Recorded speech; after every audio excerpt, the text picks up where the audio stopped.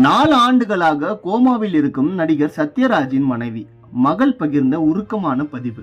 80s 90sகளில் Tamil சினிமாவின் ஜனரஞ்சக நடிகனாக தனது தனித்துவமான நடிப்பில் எக்கச்சக்கமான ரசிகர்களை கவர்ந்த பிரபல நடிகராக வலம் வந்தவர் நடிகர் சத்யராஜ். இவர் வால்டர் வெற்றிவேல், மிஸ்டர் பாரத், மக்கள் என் பக்கம், நண்பன், அமைதிப்படை, ரிக்ஷா மாமா, பாகுபலி, கனா, பெரியார் போன்ற படங்களில் தனது நடிப்பை வெளிப்படுத்தி மக்களை கவர்ந்தவர். லோகேஷ் கனகராஜ் இயக்கத்தில் நடிகர் ரஜினிகாந்த் நடித்து வரும் கூலி திரைப்படத்திலும் தற்போது நடித்து வருகிறார். திரையில் மக்களை மகிழ்வித்து வரும் நடிகர் சத்யராஜின் தனிப்பட்ட வாழ்க்கையில் கடந்த 4 ஆண்டுகளாக தனக்குள் இருக்கும் துயரத்தை துளியும் வெளியே காட்டிக்கொள்ளாமல் தொடர்ந்து தனது கடமையை செய்து கொண்டு வருகிறார். நடிகர் சத்யராஜின் மனைவி மகேஸ்வரி கடந்த 4 ஆண்டுகளாக கோமாவில் இருக்கும் செய்தி வெளியாகி ரசிகர்கள் மத்தியில் மிகுந்த அதிர்ச்சியை ஏற்படுத்தியுள்ளது.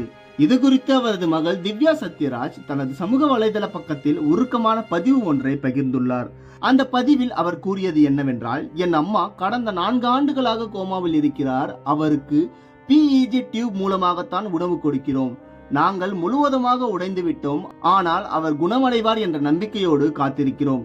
நிச்சயமாக அம்மா எங்களுக்கு மீண்டும் கிடைப்பார். கடந்த 4 ஆண்டுகளாக அப்பா எங்களுக்கு தாயாகவும் தந்தையாகவும் இருந்து வருகிறார். சிறந்த சிங்கிள் பேரண்டாக எனது தந்தை இருந்து வருகிறார்.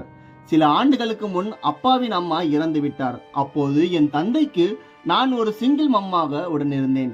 அப்பாவும் நானும் பவர்ஃபுல் சிங்கிள் மம்ஸ் கிளப்பில் இருக்கிறோம் என்று திவ்யா அந்த பதிவில் கூறியிருந்தார்.